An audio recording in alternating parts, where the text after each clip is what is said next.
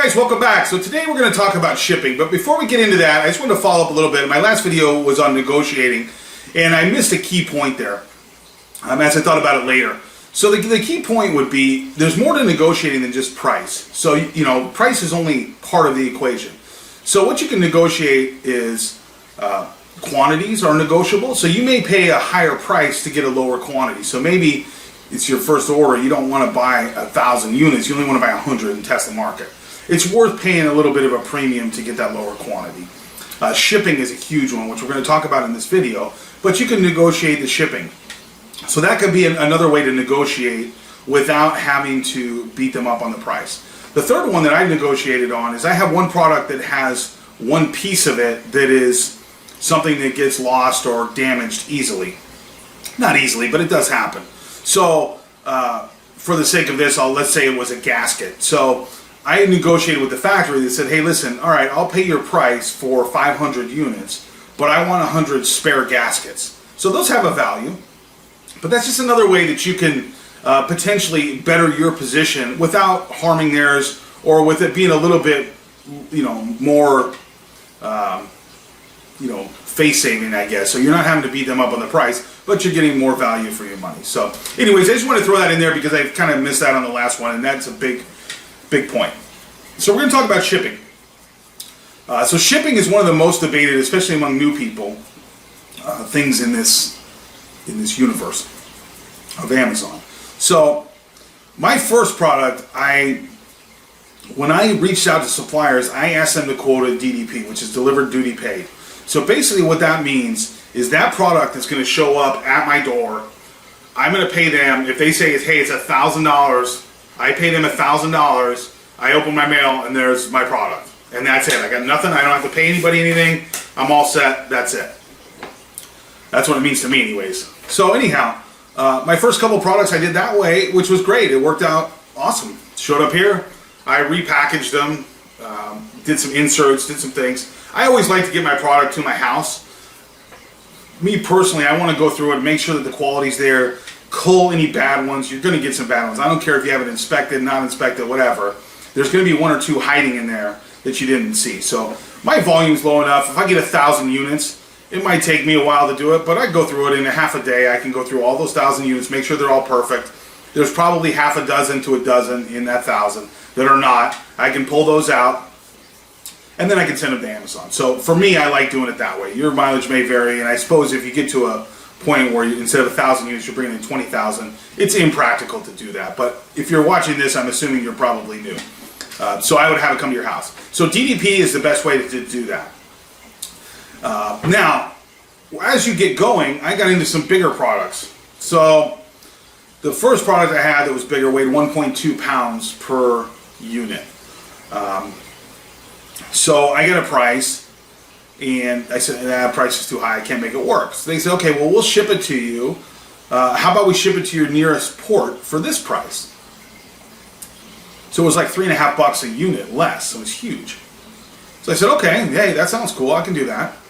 So they sent me a sample. They'd already sent me a sample, but they actually produced one with my logo and everything else and my packaging and all that stuff. Then I had to design my box, and anyways. So I finally get all that solved. They produced my product. I pay them the money.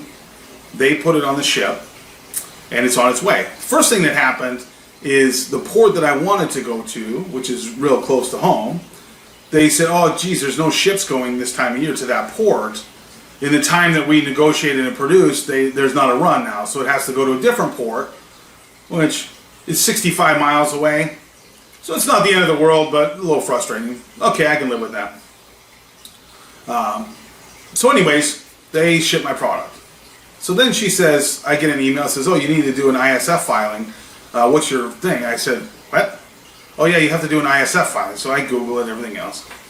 So that's a customs filing. It tells customs what's on the ship, where it's going, so on and so forth. So I did the ISF. I had somebody do it, because you can't, I don't know, you maybe can do it yourself, but I paid $125 to have somebody do it. So keep that in mind, $125 I wasn't counting on. No big deal. Okay, so now it's on the ship, it's coming.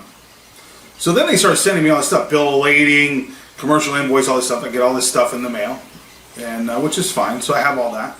Then it lands, and I get an email, the arrival notice of the ship, saying the ship's landing, along with a bill for $240 to the shipping agent for miscellaneous fees, I'm going to call it, that were not included apparently in my thing. Now, you could say you should go back to China and argue with them, but the reality is the factory in China is not going to pay that, and this all has to happen really quickly, otherwise you get long-term storage fees at the port. So, anyways, another $240 I wasn't anticipating. So, anyways, I had to get a cashier's check, overnight it to the port along with my bill of lading, the original. They had to have the original. So I sent that in with my $240. And now I can pick up my item. I'm going to go tomorrow. So now I have to rent a van because it's not great weather. So I have to rent a U-Haul, which is going to cost me another $100 and probably with fuel $180 to do that. So when I get there, I asked the lady, I said, hey, so I'm kind of new to this, forgive my ignorance. I just show up at this address and hand them this paper and they do it? Well, not exactly. Show up here and you're going to have to pay any storage fees to the port, which I have no idea what that's going to be. And you're going to have to pay any customs fees that are due. So I don't think that's going to be huge, but it might be another few $100. So what I'm getting to is, in order for me to save a few dollars, I went through a massive amount of aggravation, and the fees are going to add up to almost what the difference would have been. So the takeaway here is definitely either use a freight broker or have it done DDP. Now I did use a freight broker on another large item, and that was pretty smooth. I just paid the money and they took care of everything and it showed up here. So that was much easier than having to do all this paperwork, get the rent a truck, go to the port, do all that stuff. I'm gonna take the camera with me, so we'll go to the port, we'll see how that is. Maybe it's not that big a deal, but it seemed to me, based on my experience, that using a freight forwarder or broker, I don't even really think it cost me anything, because it seems like it's easier to negotiate with the factory, like just leave the shipping out of it. And it also seems like their cost, like they seem to be able to do it efficiently enough that whatever fee that they're getting seems to be more than worth it. And I don't think it's really any cheaper to do it yourself. So that's what I know about shipping. I would say if you can do it by air, do it DDP, especially on your first couple orders. Even if you pay a premium and your margins are going to be a little bit lower, you're not going to make money on your first order anyways. In all likelihood, between all the stuff you got to buy, it's going to be a wash at best. So if you pay a couple more bucks a unit to get a smaller quantity and get it sent by air, I think it's well worth it. My last shipment I actually split. I actually sent 200 units by air, which were expensive, but I wanted to get them in. And then I sent the rest by sea. And it worked out pretty good for me. So anyways, there you go. That's what I know about shipping so far. If your experience is different or you got any ideas, comment below. Thanks for watching. Be sure and like and subscribe. We'll see you next time.